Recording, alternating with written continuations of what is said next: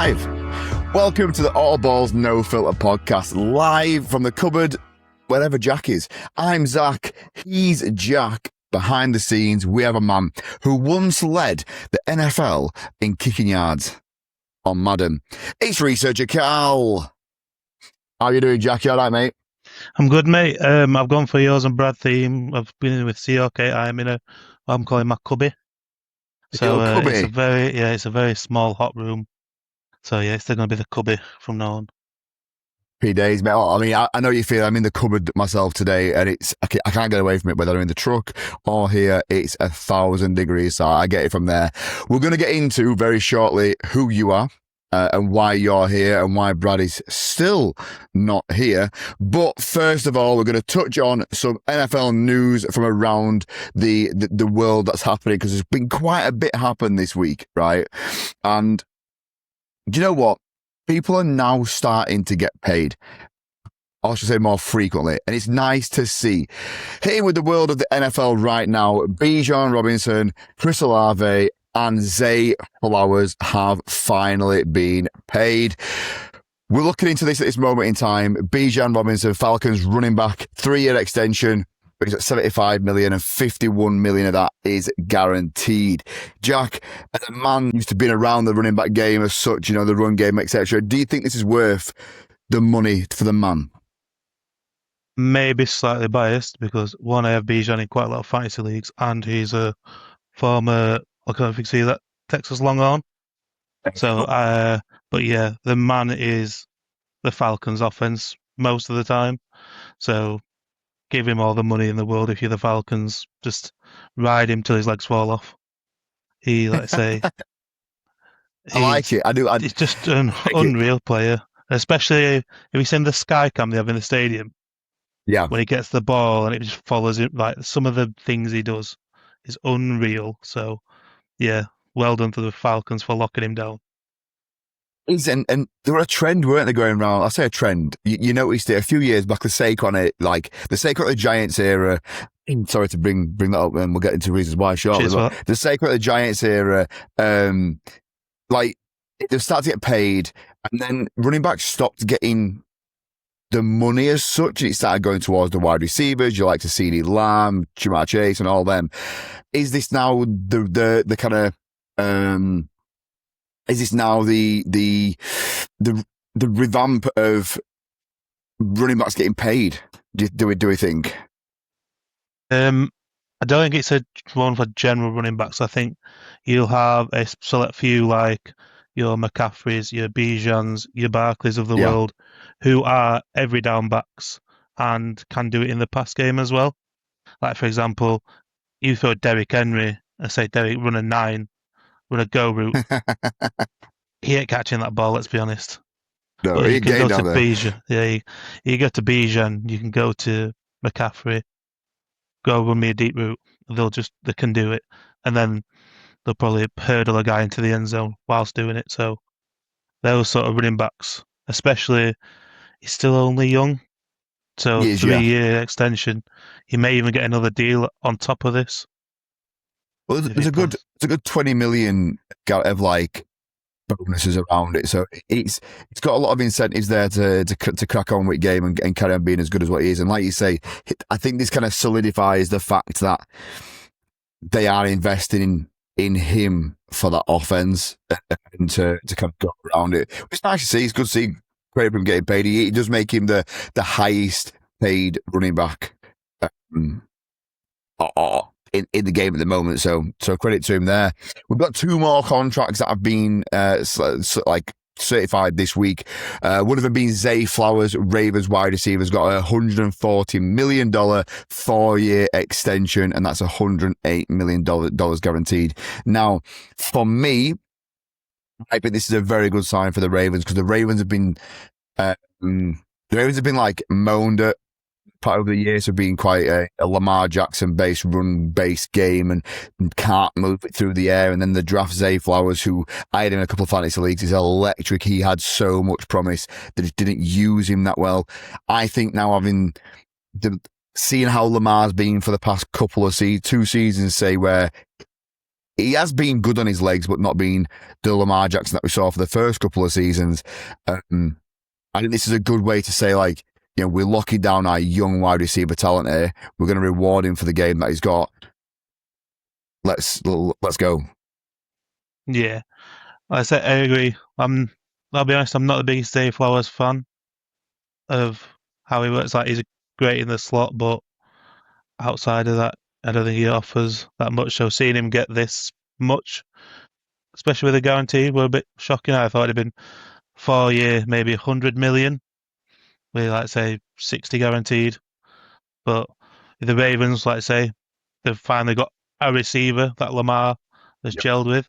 Like I say, they've seemed to have gone down this route of bringing in veterans, like bringing in a D-Hop, bringing in an Odell at the time, and it's just not clicked. So they've found a guy that clicks with Lamar, and like I say, with Lamar not running as much, or hopefully not running as much, like I say, you should see the targets for Flowers start going up. And as well, they also drafted 2 receivers in the draft, I believe. Yep. So competition for him still. But like I say, now with that price tag, he is the Ravens' #1 receiver. That he is, and it's a credit for him getting the money there. Like you say though, you mentioned about him being more of a one-dimensional slot receiver more than anything else. You then look at this contract extension, which is the Chris Olave one, 4-year extension, $132 million. So it's $7 million less in total. And then you've got a $90 million, say only very, very lightly, because I would love $90 million over the next 4 years. But then you've got $90 million over the next 4 years, guaranteed. If you were the head coach right now and you were starting league, or starting a team, should I say, who do you think's got the best value for money here? The Saints with Chris Olave for $90 million guaranteed, or Zay Flowers for 108? Who's got the best weapon? I'd have to take Flowers, because having Olave in a couple of fantasy leagues, it's just not healthy. Like, when he is healthy, he produces, but he's had multiple concussions and multiple little nagging injuries. I think now, like, the Saints investing in Olave to, because they've had Kamara for God knows how many years now, and he's been the center point of the offense throughout, God knows how many different, like, variations of players around him and things like that. But they've always been Kamara there, and it's always he's been the foundation of the offense for a good number of years and grind them yards out. Do we think now they're investing in Olave to be the next? I understand it's a different position, but like, be the next guy we want you here long term. We want to build around you. We want to kind of lock you in there and not have to worry about this going forward.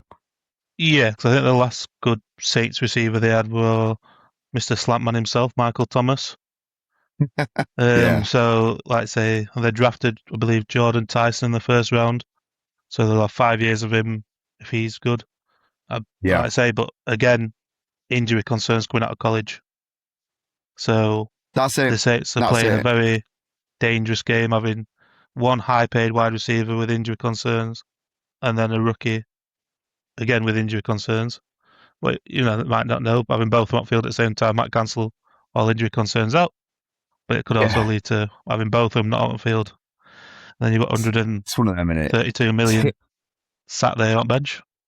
Yeah, it's like hit or bust, isn't it? It's either gonna work really well for them, or that they're going to be in the Bengals situation where they're paying 2 receivers at some point, and neither of them are kind of, it's not working that well for him.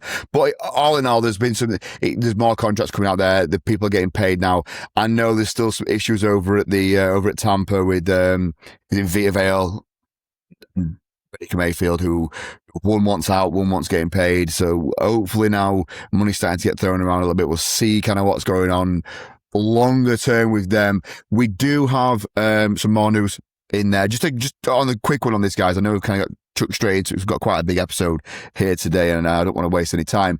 If you are listening to this and you want to see the headlines and you want to see the beautiful Mr. Jack here, head over to our YouTube channel or Spotify. every episode has a video that goes with it. You can come over and see that. Just search for All Balls No Filter wherever you are listening or whatever you're watching. You can go from there and head over to our socials at ABNF Pod across all your social devices. Right, next bit of news. Tony Romo's been a naughty, naughty boy.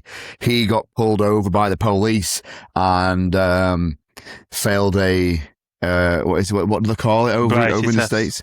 A sobriety test. That's it. A walking. I love it. It's 2026, and the way that the police in America tell if you're drunk or not, can you walk on this straight line? It is great. I absolutely love it. Have you seen the video of him doing it though? I have, and he's not convincing anyone that he's sober, is he? Let's be honest. He is more wayward than a drunk duck, just waddling around that line. He is not. And do you know what? Right? Sorry, but it's just started raining, and I've got a skylight, and it's open, and I wonder why I'm getting wet. Just a second. There we go. Right. We'll leave that in. We won't cut that out because we like to keep it raw here. Sorry about that. Than everyone I've ever seen before. I wonder why I'm getting wet there. Right. So yeah, he was not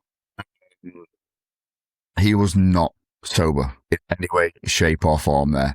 I did see, right? So there's a video of him, there's a body cam video that's got released, right, of him doing this. And I was just scrolling through Instagram Reels today, and someone had superimposed, you know, the Dak Prescott warm up, where he does that the hips thing. Yeah, right. Someone had made Tony Romo do this, right, down the line for his sobriety test. Do you know, it's absolutely hilarious.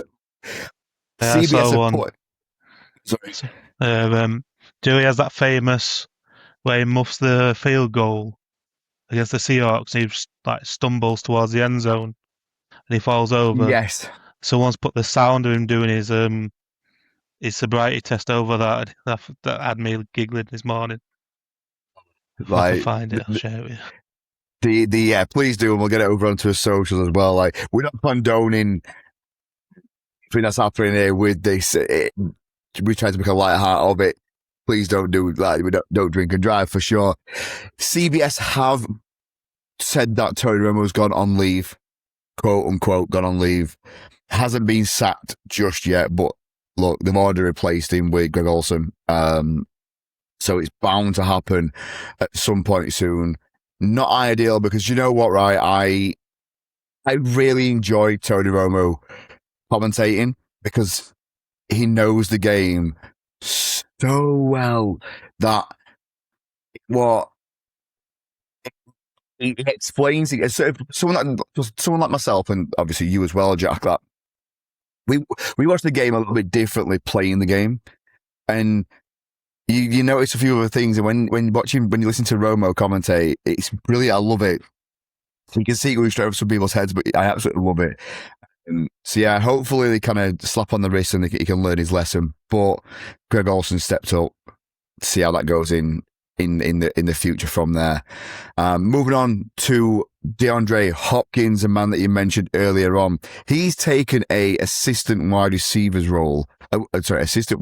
coach role over at Georgia Tech, but tweeted out or X'd out or whatever you want to call it that he is not retired. What is your take on this?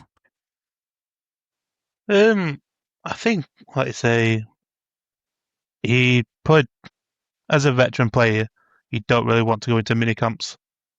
Like, it's a lot of hard work on your body. You see players get injured all the time. I reckon he's looking for a role for a team where might be 6 weeks into the season, star receiver goes down. I'm still available, guys. Jump me in. That's what. Yeah. Like, fair play to him for getting a job as a coach at Georgia Tech, famously where Megatron went to college. So he could be training the next Megatron. You never know. Yeah. Yeah. It's one of them for me. You normally see players go coach at lower lower end schools to start off with, and then move up to the bigger schools. Getting a job straight at Georgia Tech, like that's not going to be a temporary job. Sure, like I love D. I'm actually got D up in one of my fantasy leagues for one of my sins. I knew that he was coming to the end of his career. You could tell when he went to the Ravens that he'd have like 2 or 3 15+ point games a year. And every time he caught the ball, he scored, but they never used him to kind of grind him a little bit. I think this is kind of put the nail in the coffin for him a little bit. It's, I don't know. I think he'll keep an eye out. I don't think he gets a job until the back end of the season if someone gets injured, and they need to just, like you say, get that veteran wide receiver in there. See what he's getting paid at Georgia Tech, and I think he'll take it and run it. If I'm going to be quite honest with you, like you say, Georgia Tech, obviously, like I say, it's a prestigious school as well. It's one of the oldest schools in college football. So for him to either have it in there, he might know someone from a coaching staff perspective already, or just to be selected, I suppose. If there's not many better people, you want your receivers learning from, like, some of the ridiculous catches made over his career. So, the Arizona Cardinals one always sticks out in my head. The Hail Murray, was it called? Where Kyler runs around for 30 seconds and just goes, he's down there somewhere. Yeah, and he just picks it down there somewhere. $3 bills. Research Kalkman and Clutch. He drafted in 2013, so he's been to quite a few training camps in his time, so he knows what he's doing.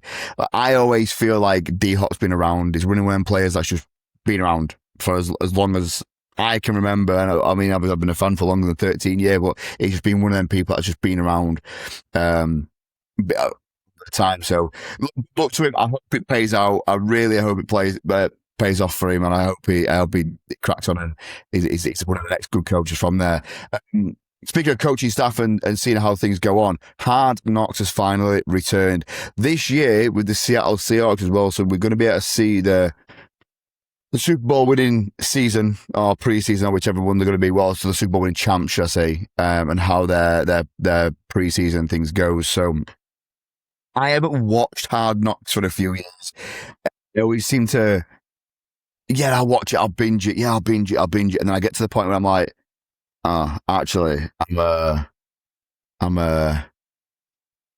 too late. I'm too far past this now. Catch up with it. I never catch up with it, and that's what always happens. Is it something that you've watched, Jack? Do you like your Hard Knocks and things? I do. I've watched, like I say, quite a few seasons of it. The later ones I've just found really hard to get hold of watching. Like, I think the one that I last watched was probably the Browns one, when Baker was still there, so that might have been a while ago. But like I say, I just think the way American TV is, especially in the UK, it's hard to sometimes watch it without having other means of watching it, if you know what I mean. Yeah. So, like I say, Sky always saying, we'll broadcast it, but then it's broadcast 5 days after it originally comes out, and you sort of see a lot. Yeah, you get the gist of it just by scrolling through social media. And I think a lot of teams do their own version of it now anyway.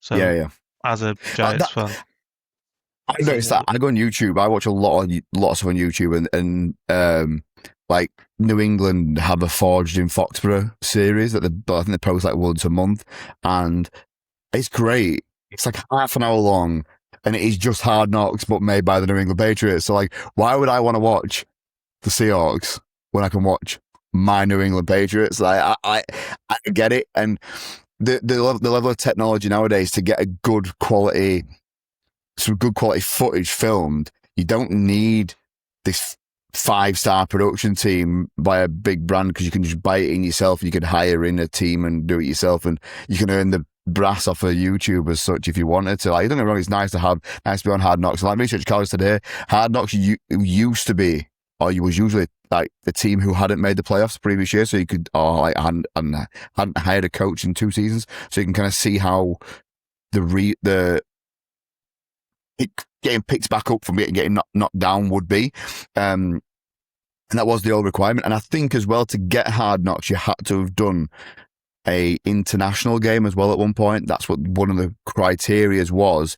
Not that year, it didn't have to be that year, but yet to get qualified for Hard Knocks, which we've obviously got your socials out there, you'd had to have done a international game. Because I remember Green Bay, there were always like a thing when I said Green Bay would never get on the Hard Knocks because they'd not done an international game up until a few years ago. But that was, I mean, that was an old requirement. But look, I might watch it, I might not do it. I'm not jumping off my seat to watch it, if you know what I mean. I think the addition of all they're doing, like the in-season Hard Knocks, and now the draft one they did with the Giants, like watching parts of that has scarred me from watching Hard Knocks, where the GM's kid goes, "Oh, we should draft Jaden Daniels," and the Giants don't draft Jaden Daniels. It's like, oh no. So yeah, that's pain. The New York Giants are your team. We've wrapped up on the news here. We're going to get to know our guest being Jack today. So Jack, as you could probably tell if you first time listening here, you don't know myself, you don't know Jack outside of the podcast. Me and Jack know each other. Jack is a player for the team that myself and Brad coach. But we're taking that out of this situation today because Jack's been around the sport of Britball for quite a long time. But yeah, Jack, first of all, welcome and thank you for being here, by the way. I wanted to, at the start, I should have done. I'm saying it now, so thank you for being here. But yeah, tell us a bit about yourself. Like, what position do you play? Who do you currently play for? And a bit about your playing career so far within the Britball community.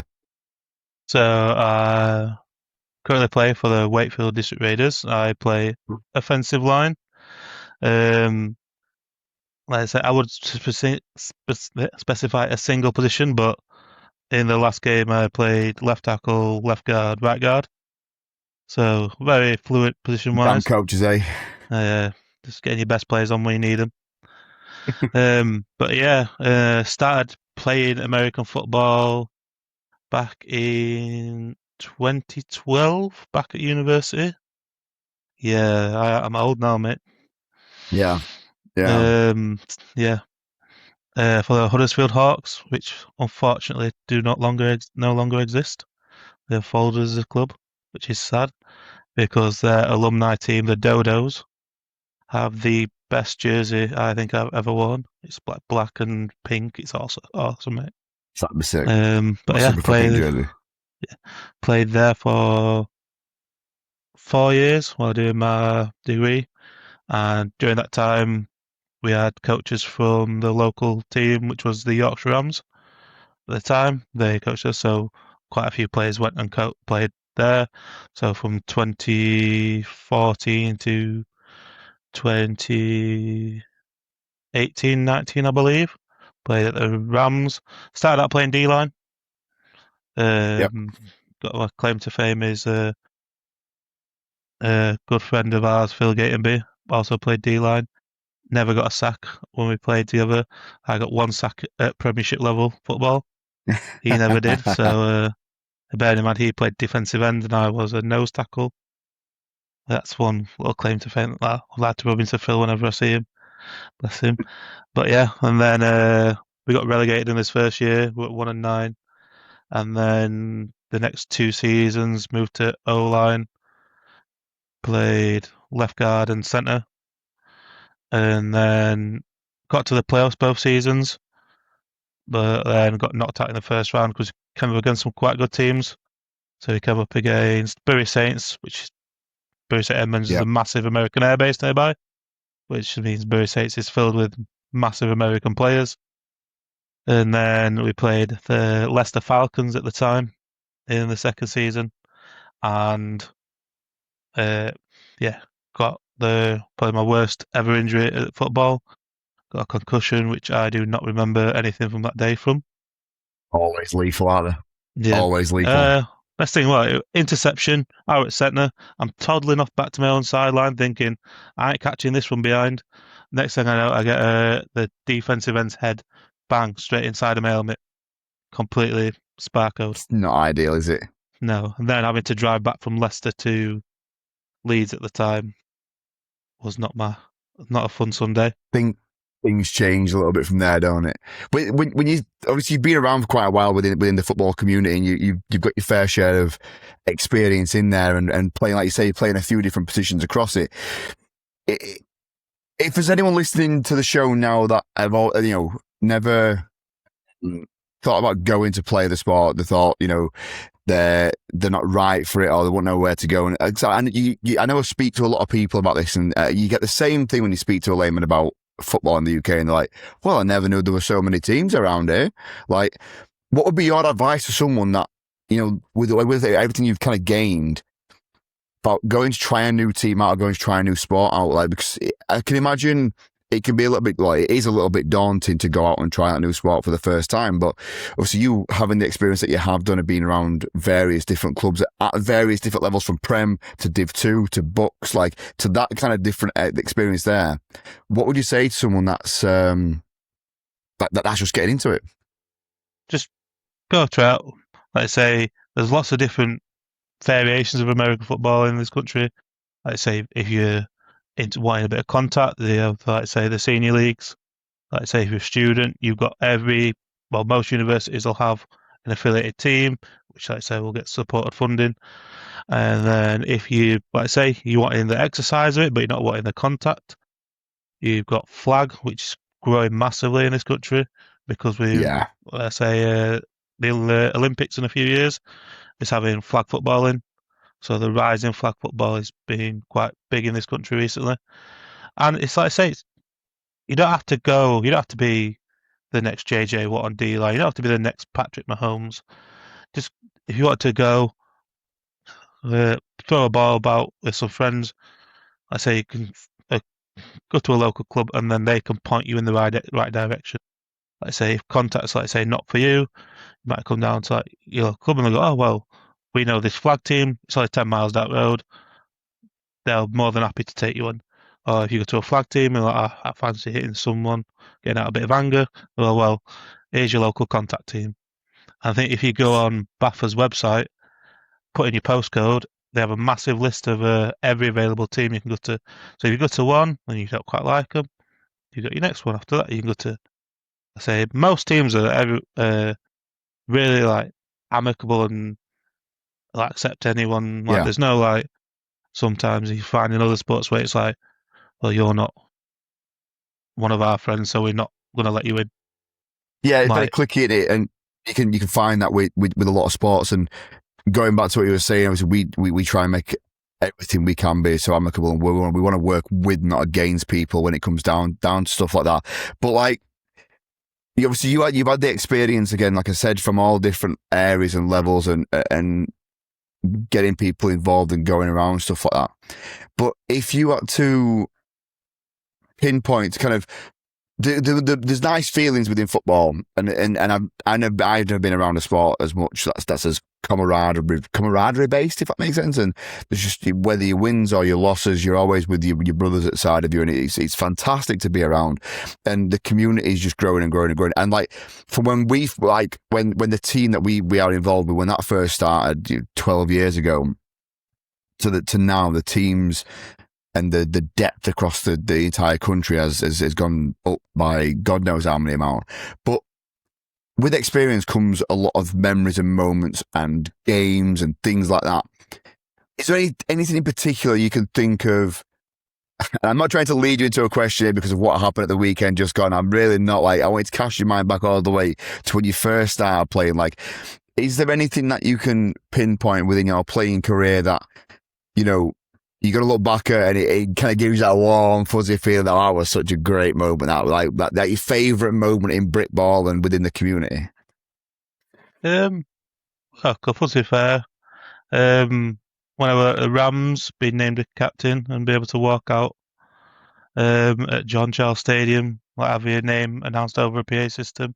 That's always pretty cool, seeing a couple of hundred people at crowd. And then, like I Nice. say, that's always a good one. Obviously, what happened at the weekend's probably the biggest one so far. I say getting promoted to Div 1 with the Raiders and saying we're Yeah, not we done did. yet. So, Yeah. and yeah, it was like I say, I remember my first session at the Raiders. I don't know if you'll remember this. Oof. Long I time had ago, mate. I had the night before was the old boys game at Huddersfield, so it was like current students versus senior players. Then you go on a night out after. I remember getting a message saying, "Oh, by the way, Raiders training's at blah blah blah time." Woke up in the hotel room that I was staying in. I'm like, training started 10 minutes ago. Shit. So pegged it there. Like, apologised to you to say I was late. You saw I was properly hungover, and then just went through every drill that you put me through. And then I just remember we doing a drill at end, like a little drill. It was between two bags. O lineman blocks the D line out of the way, running back runs through. I Yeah. managed to block the D line out of the way, shove him over a bag, went up, hit the linebacker, and I just said, "You turn to someone, I want him." I don't think I've performed as well as I did on that day since. Uh, best But yeah, part of, what is it, 8 years later, you still here? yep, It's all, still here. it's all good. Threatened to leave It's, every week, but still here somehow. tell me about it, bro. But yeah, it's good to see. And one of the reasons why we wanted to get you on the show today, more, taking our friendship and where you currently play out of the situation.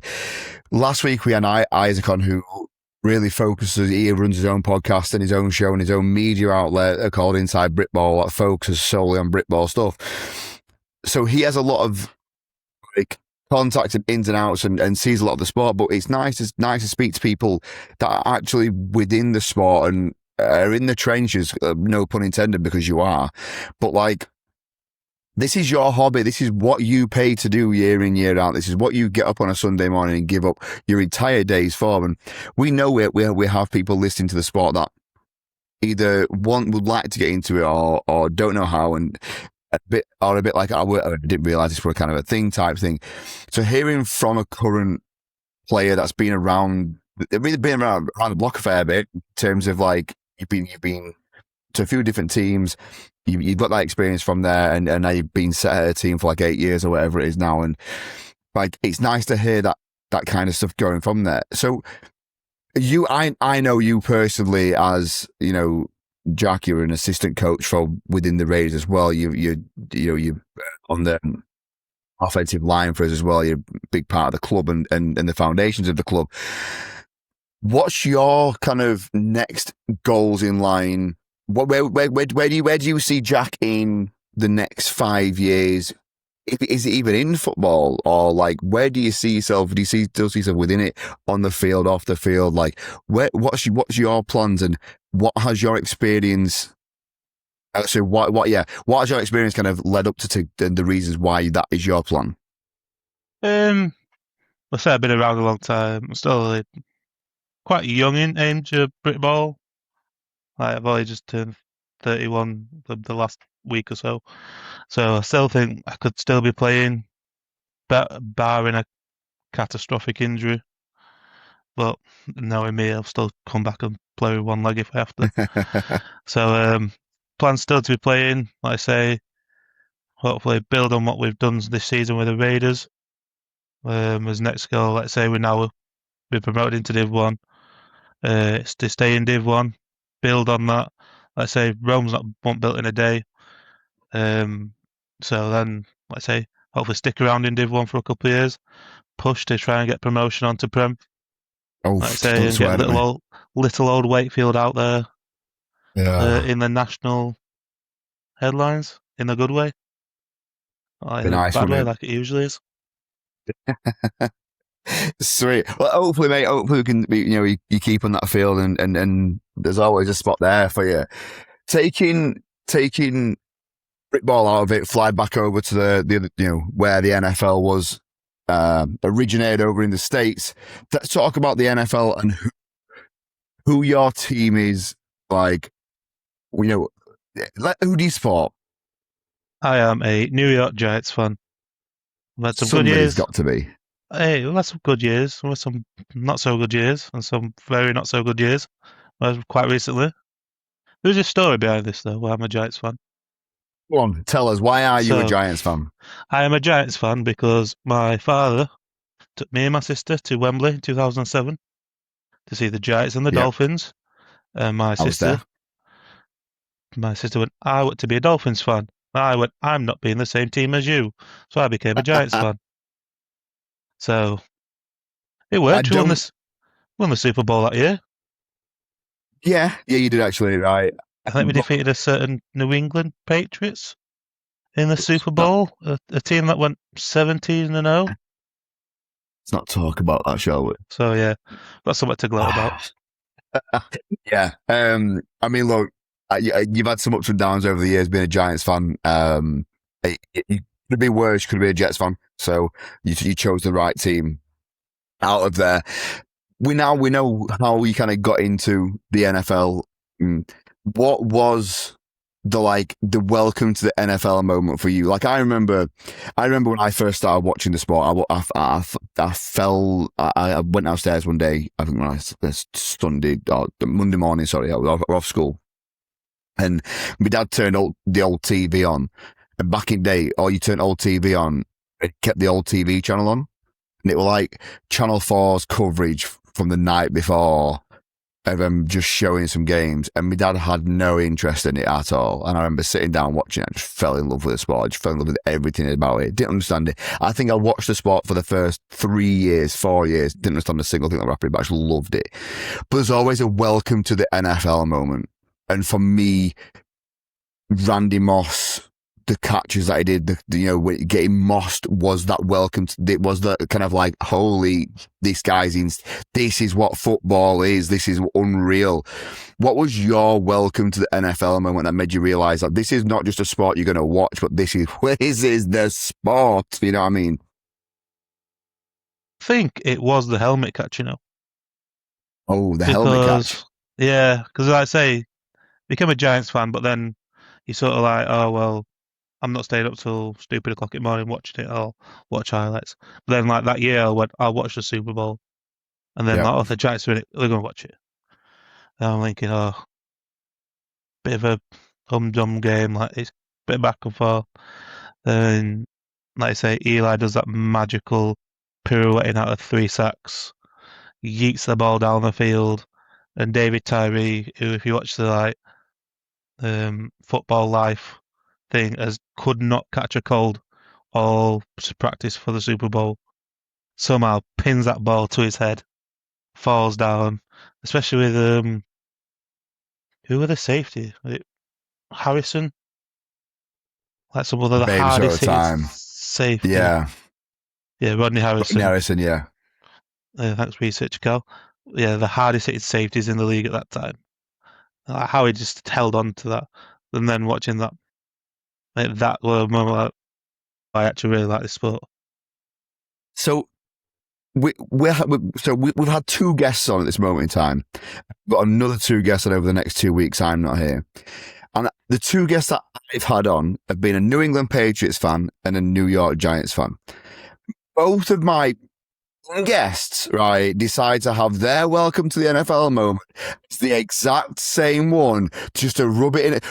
Isaac Warren is a New England Patriots fan, and he used the same one because that against us, and that would what a fantastic moment. I will back that. It was.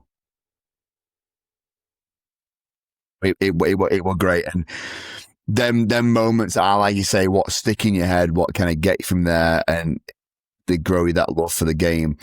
Look, being a Giants fan right now, I tipped them earlier on this year to be an exciting team around. You've got star receiver coming back. You've got the nutcase in the backfield coming back. Like, keeping them 2 fit is going to be great. If Jackson Dart stops thinking he's a running back and actually plays like a QB, he could be lethal. We spoke earlier about it being a kind of hit or bust season for the Saints and having injury-prone people around. For me, it's very similar with the Giants this year in terms of they can keep their returning from injury players, because the people that are returning aren't returning from a broken toe, they're returning from severe injuries. If they can keep them healthy, where do you see your Giants this year? And do you see them doing well? I do. I think one of the biggest acquisitions that a lot of people, well, he's not really going on the radar, but John Harbaugh, the reason they brought him in is he knows how to finish games.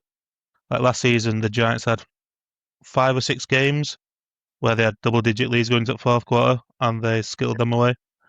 Like that would hopefully just not happen under Harbaugh. Like he knows how to finish a game out, and like I say, we've got like exciting additions. Like was before he even came to the Giants, really high on Isaiah Likely. Like the guy's massive, has massive feet. Unfortunately, for that first game, which left him out. But like he just seems to catch everything that's thrown near him. I think, like I say, Dart, he'll calm down. He'll get more settled into. He needs to. He needs to. Yeah. Researcher Carl's just put in having Pat Ricard. He was essentially a D lineman playing fullback. Yeah. And Scarborough in the same backfield is going to be. This is like one of the things with Scatterboom. Right? You see players have freak first years that come out of nowhere and then they get found out because they're just one dimensional. Is Scatterboo going to come back the same player? And like for me, I think Scatterboo will be a bust. I think I just think came into the league and no one really expected him to do what he did, even though his tape showed it. But his tape showed it against not like the top teams, if that makes sense. That's he weren't. I just think the right tackle technique and that he'll get taken out of it again. He's not Saquon Barkley. He's not reverse hurdling people. Just ran over them. I don't know. If you watch his college tape, there was a playoff game where he did play again, my Texas Longhorns. And even though he's on the losing side, he got game MVP because he rushed for close to 200 yards, passed for a touchdown. He did everything to keep Arizona State in that game. Like he was their offense. And I think he's just got that mentality of he's not going to let anything beat him. Maybe so, but I don't think his off-field antics at the moment are going to stick well with people like with Harbaugh. I really don't. I think he needs to kind of lock in a little bit. He's just needs to lock in big style with what he's doing off the field to keep himself on there. He's still a rookie in my opinion because he hasn't finished a full season. So, we'll see how we get from there. Right, I want to ask you, Jack. I need to ask Isaac for this as well. So we want to get a back catalogue and come back to this at the end of the year. I want to ask you, super early Super Bowl predictions are, who is the Super Bowl, the 2 teams in the Super Bowl, and who's going to win? And we're going to keep this and we're going to quote you to it at the end of the year. Go. As much as I would like to say my Giants will be in the Super Bowl, I just don't think. I think we're still building towards it. I'm going to say Rams are going to be at the Super Bowl because that defensive front is scary. I think Donald, even if he comes back, is going to be even worse. And I believe Fuller will get over the hump. They'll never get there. I reckon they'll get there, but I don't think they'll beat the Rams. No, I don't see it. I don't see. But we've got it locked in there from Jack himself. Rams, Bills, Super Bowl final, and the Rams take the win. So we'll come back to you at the end of the year and see where we got from there. Right, yes. Right. We're going to jump on the plane. We're flying back over to the UK. We're getting into one of our weekly returning segments. Can't Speyk. Get him off, ref. We're talking all things rugby league. Jack, are you a rugby league fan, first of all? Good man. Who would be your team of your choosing that you follow? I am Coif. Good man. For all my sins. Bad. Yeah, it's not been the best of seasons. But we're gonna leave the cast game till the end because we've had some breaking news as the pod went live that I want to touch on a little bit. So we'll just have a look around the rest of the league now.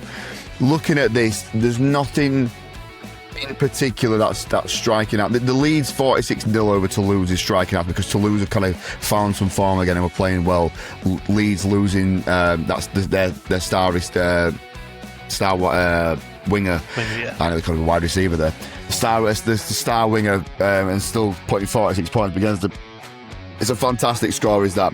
Other than that, there's nothing majorly standing out to me. Wakefield carrying on their absolute dominance. One that stands out to me. Oh, yeah, go on. York Knights 34, St Helens 32. Completely missed over that. That's a mad score, is that, you know? That's a crazy score, is that. Like, York not being very good. This, like, they started well, flopped, and have not come back from it. Beating St Helens this week. I didn't manage to watch much of this. We had a very busy weekend just gone, obviously, with the game on the Sunday, and I was working in the house on the Saturday, so I didn't watch much of the games. I was just reading up on them beforehand. That is very, very surprising scoreline. Did you actually watch any of the games by any chance? I watched the Cass game because that was on my birthday. I went down to watch it. Probably wish I hadn't now. But yeah, I watched quite a lot of the highlights when I got back in as well. I watched the highlights of the York St Helens game this morning as well, and Saints just appear like they've checked out of the season already. I don't understand. Like, yeah, they've put up 32 points, but you were going at the start of the season, right? You've got St Helens and York. You might think St Helens might have scored 320 points past York. Rather than it losing to it. But even at the start of the season, if I were doing an accumulator this weekend, just even at the time it is, I'd have backed Saints 100 times out of 100.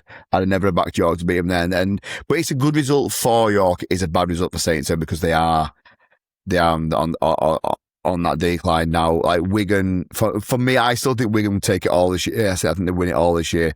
Leeds still keeping in form, but I do think we're going to just too strong towards the back end of the season. I do see them taking everything from everyone. I will say though, I give it, if Wakey carry on the way they're doing, and this kills me, my mum would disown me if she heard me say this. I think Wakey take at least they get through to grand final next year or year after they carry on the way they're doing. They are unbelievably good at this moment in time. I watched the highlights of that this morning as well, and how Cass let Jake Truman escape. He run that show against Catalan. He was so injury prone. He barely played. He had that dodgy back when he played for us. He went to Wakey. He was injured for the first 2 seasons at Wakey. He's only had this past, 18 months or whatever, where he's been half decent for him. So I get why they got rid of him, but yeah, it's painful to watch. Like, watching him and McMeekan absolutely run over us last week or whenever it was. What horrible. Absolutely horrible. But it's what like just where you see, it's like when you see your ex with someone else, though, isn't it? It's never what you want to see. That's blatantly better than you. You know what I mean? Like, that's blatantly better than you. You're like, God's sake. You go into self-denial, don't you? Like, well, I should never have done that. Yeah. Speaking of Cass lost to Warrington 48-18. Another absolute storming by another team. Like, not good for Cass fans. We put some points to start off with. That's about it. We didn't score in the second half. It's just not good. Now, I said I wanted to speak about Cass when we spoke about it there. Just before we got onto the pod, there was some breaking news that Ryan Carr has been stood down this weekend. There's been no reasons why just yet. I think it broke on Total Rugby, and he's basically Cass released basically saying he's not going to be at the game this weekend. He's being stood down. There's no kind of reason why, but he's not being sacked yet. Now, I understand he's said some comments on the sideline, and it's been picked up by the cameras and stuff, which happens. For him to, I can't remember the last time a coach got stood down. If it's off field, I don't like where this is going, and you don't normally get stood down if you've just had a bit of a slap on wrist. Do you know what I mean? Like, it's not like he's been punished.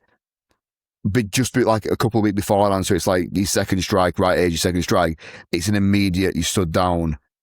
don't really likely, so I'm not too sure what to think about this going into it. Have you heard any rumours about this prior to this coming out? Have you looked see if anything else come out? I heard about it when you I just mentioned it now. Like I say, I know he had a bit of an outburst which got picked up by the cameras. Was it one of the previous weeks when they were Yeah, he got referee cheated, didn't he? Yeah. So maybe did it come down from the RFU? It's just I don't know. Sorry, I was just reading this because Matthew Shaw, who's on X at _Shaw, he's a big he's like the Shefty of rugby league. You know, if you want to put it into there, he breaks a lot of stuff, and he's just put out that it's on Love Rugby League, so not Total Rugby League. That he's just been stood down and will not be charged for the clash against Hull County on Friday, pending an investigation. It's apparently. As a result of the decision, there has been stressed by sources that the Australian has not been sacked and there is no suggestion any wrongdoing at this stage. If there is no wrongdoing, why is he being stood down? He was at the club today and even held his weekly press conference, but the players were informed at the end of the day that Carr has been stood down ahead of the game versus the Robins. They were not told the reason why. So there's no smoke without fire, is there? So there's something going on. Whether it's a club internally or if it's been sent out from higher ups. But usually a suspension. Yeah, a suspension normally gets publicly broadcast, doesn't it? So yeah. So we'll have to see regarding that. But that's kind of it for the rugby league this week. Touch on the scores. We've got quite a big segment coming up next. But anything from yourself, Jack, about the rugby league? Anything else that you want to talk about while we're here? Open forum. Anything you want to go through? Just like I say, watching the Cass game, when Cass did score, it very much reminded me like Cass of old. Of remember Shenton to Eden down the left hand side. Yeah, that's all that's Cass. Yeah, that's all that same Cass can do at minute. So yeah, as long as it can keep up with these new signings are good. Yeah, these new signings kind of rock out next year and go from there. But I think they've just been unlucky as well with injuries, haven't they? Like I know everyone gets injuries, but how many fullbacks have Cass been through? I know. It's a shame, but we'll go from there. But yeah, I've been saying that for 30 years of supporting him, brother. So we'll go from there and we'll see how we get onto it. We'll stay tuned. If anything else breaks on Ryan Carr, we'll get it on to our socials at ABNF Pod across all your social devices. Please go ahead and follow us. And we'll get into that. Right, we're getting stuck into all of the balls in a second. It's another returning segment. Now, for the guys that are new here, all of the balls is a section that we will normally find two stories that are from around the world regarding different sports, normally ball sports, but we tend to veer off a lot of the time and do things that don't include balls. But we just try and find a couple of stories. This week, though, is one story and it's been dominating the news. And I'll be honest with you, I have read 100 articles on this. I'm still not 100% sure what's going on. All right. And that is this. I can't believe we're still talking about the World Cup 4 weeks later.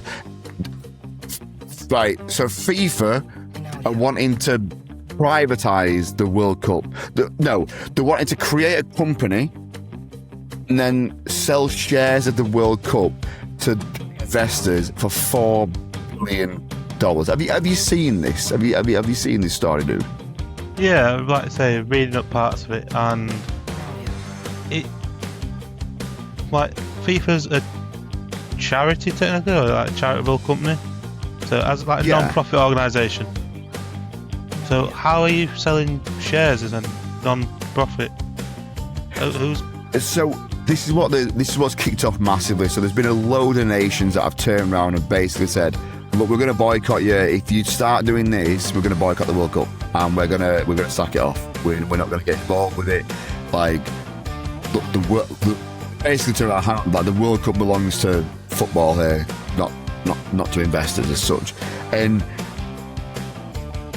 I think a lot of the concerns coming out of it is like this could lead up to it will always go back to the investors earning more money because they're going to want to earn the money back plus more, and they'll start off being, oh my god, we're so football based, we're going to be silent investors, we're going to do this, we're going to do that, and then you'll slowly start seeing the increase of games to increase the revenue. There'll be more commercialization, and you saw it within the American World Cup that they happen to have hydration breaks in stadiums that were air conditioned to a certain temperature.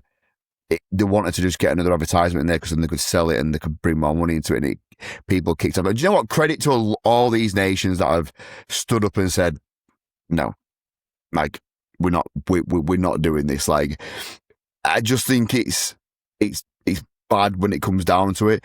Now, FIFA have walked away from the idea of this after the immediate backlash of everyone saying no to it and the risk of boycotting. But there has been a couple of, I think there's been a released taping or something over the past couple of days of a recording from within a meeting basically saying that they weren't happy that it got bad reviews or whatever, bad outcome. But you got any view on this? What's your personal view within it? Are you a football fan? I am. Yep. Let's say watched all the England games. Pretty much I watched most of the World Cup games. The only ones I didn't stay up for, like Iran versus New Zealand, because that were at 4:00 in the morning, and I'm not that dedicated. But don't get me started with the times they were on. Yeah. So we're doing some reading up at this at work actually the other week. Meant to be working, but we'll gloss over that. And apparently, he offered them, so each nation would have got $40 million as like a cash incentive. Yes. If they said yes. If they say no, they're getting a 75% reduction in from FIFA. So it's basically saying accept it or else. Yeah. So there's now obviously reports coming out. I think Jordan are one of the nations that have publicly spoke about this today. Like, that we're not accepting the bribe. We're not getting blackmailed into it, because I think like you're right in saying it was 40 million, sorry, if they said yes, and only 10 million if they said no. And it's like, well, hang on. Oh, but then they're coming back and saying, well, this 40 million's to improve the nation's football. Yeah, and things like that. And it's like, no, you can't. You're wording it as if we say yes, then that. It is wild. And anyone listening now, let us know what your view is on this. Would you like to see? Did you enjoy the World Cup and the more quote unquote commercialization of how it was in the World Cup with the more breaks they had and all this type of stuff? Would you rather see it like that? We're used to a 4-quarter game. I like, obviously, soccer fans weren't, and they didn't like it. So, what I'd like to know what everyone else's view is on this, and I just don't see it working. I think it's a bad way to kind of go about it, and they had to put out there that is his name? What's the guy who runs FIFA? Yeah, Infantino. Him. He put a press conference out saying like, "Oh yeah, America had no doing with this. Yeah, it's just come after the American World Cup where do you know the rules about the World Cup? How you can host it? Go on, tell. So you've got to have 2 World Cups before you can host again, technically, or your continent can host again. So the next World Cup is in Africa, it's in Morocco and Europe, with Spain and Portugal.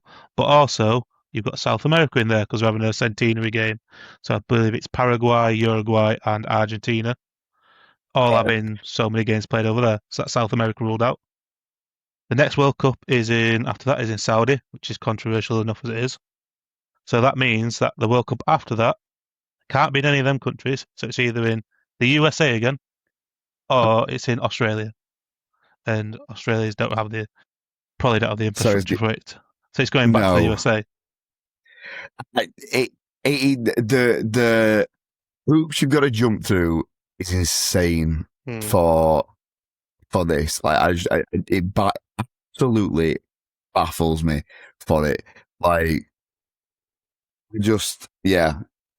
we'll see how we get on. We're going to keep reporting on this, and again over on the socials, we'll get research Carl. I'll start posting more throughout anytime we hear something from it. And I apologise for my lack of explaining it well. I'm not the biggest football fan, and I'll be honest with you, I read a lot about it. I tried to research the best I could do, and I still don't understand why they want to do this, and just keep the World Cup on, and get there's a lot of money to be made in it, but there's a lot of money to be made in it already. So stop being greedy. And apparently as well, he's up for renewal soon as well, and it was like this was a way to lock in. If all these people had said yes to it, this was a way to lock in his next term in being president, which is probably not going to happen now. Well, that's it. His predecessor, Sepp Blatter, he's come out recently and gone, do you know how corrupt this is? And bear in mind, he was very corrupt. People say this. Yeah, of all people to say this. And then he goes, I know I was bad, but this guy's something else. Of all people. So, you know what, right? We're going to move on really quickly. We have got one of the stories to touch up on.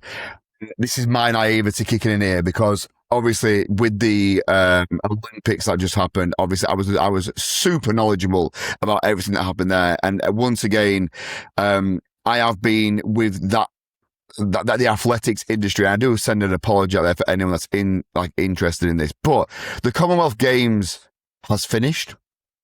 I didn't even know it started. Apparently, it's finished, and we have a update on the medal table. For anyone that is interested, it's on our screen now. Go check it out over at All Balls No Filter Podcast on your YouTube, Spotify, all that jazz. You can see it there. Australia coming in tops with 171 total medals and 70 gold. Coming in second with 29 gold medals and 110 in total. Now, what on earth? Why was this advertised very well or publicised? Where even was it? Do you know anything about this, Jack? I'm sure it's Commonwealth Games usually on the BBC, but I don't remember seeing much about it. I remember seeing that it were in Glasgow.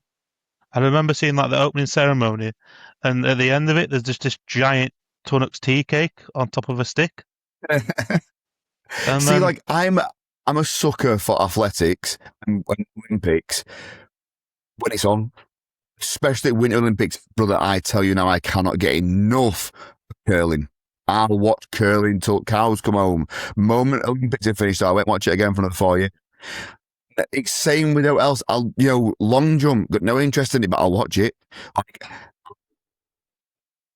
Coming second, surely this should have been advertised more for us over here. That's it. It's all it is. Yeah, old, but he's part of British Empire, so. All your good countries, like North we put your medals like your China and America are not allowed to compete. I'm sure it's just a ploy to get people to look. You can win a medal. Yeah, well, it's one of them. It happened and came second. So well done, England, and I'll make sure I keep an eye out for next time it's around. And I apologise for that. Right, we're going to move on to our final section of the evening, mate. And we're going to get into the conundrums. Last week, we didn't do a researcher Carl's conundrum. We did a guest conundrum supplied to us by Isaac himself from IBB. And it was in 1985. Great Britain played their first ever men's American football international. Who did they beat and what was the score? And the answer was Great Britain beat France 7-0. Sounds like an exciting game, but back then it will have been just defensive battles all around. Not going to lie, I didn't have a Scooby-Doo. I tried to pick Isaac's brain about it, but he would have given none of it away after the show. So yeah, GB beat France 7-0. Did you have any idea on that, Jack, by the way? Did you see that? I guess would have played somewhere like Germany because they have US air bases. Yeah. And would have got curb stomped like 67-0 or something like that. So, yeah, to actually beat. But it's sensitive, it does say, who did they beat? We're not going to beat Germany, so. Yeah, I suppose. Okay, let's move on to this week's conundrum and having a guest back again. We're going to do a guest conundrum once again. So, Research Carl, you've been relegated again for the second week on the bounce, mate. I apologise in advance. But, Jack, I'm going to leave it over to you. Would you like to read out your conundrum for this week? Yep. So, since it's been the Commonwealth Games that we all watch greatly, South African swimmer Chad Leclos, remember Zach? That's Chad Leclos, has won the most Commonwealth medal games of all time. How many has he won? Interesting. So, South African swimmer Chad Leclos has won the most Commonwealth Games medals of all times. But how many medals has he won? Right, let us know, guys, if you know this. Do not Google it. We don't like a cheated mix on the NBN pod. If you know this, have a guess. Let us know in the comments. Reply to the stories. Get into our messages. Hashtag Jack's Conundrum. We will look around. We'll get them in there. And then next week, we will make sure that it is up and the answer is there for you. Right. We are done for our second guest episode. And you know what, Jack? I have thoroughly enjoyed it. I'd like to thank you very much for being here and telling us some of your stories about the Britball community and what, where you've been and obviously your NFL views. So thank you very much, mate. Really appreciate you being here. It's been a pleasure, mate. It's been to be the first NFC fan on the podcast, since you and Brad and Isaac are all AFC fans and research. Yeah, I suppose. Hiding at corner. His little Steve. You've seen him. I know. Like, obviously, you've seen him in real life, but not as researcher Carl. You've seen him now as researcher Carl. You think yourself lucky here. You've actually seen the face, and people think you don't exist. You know what I mean? I thought it was just AI. Yeah, exactly. He's actually a real person. Exactly. Right, before we leave, anything from yourself, Jack, before we go? Yeah, if you're interested in football, like I say, message the page. They'll put you in the right direction. And then say, it's been a pleasure. Perfect. Thank you very much. Right, guys, I am away for the next 2 weeks, so you've got Brad and 2 guests. The next week's guest could be a good pod. I'm not going to lie to you. Make sure you tune in for them and be here for that. So until then, see you in a couple of weeks, guys. I'm going to come back with a right nice golden tan and all. See ya. Bye.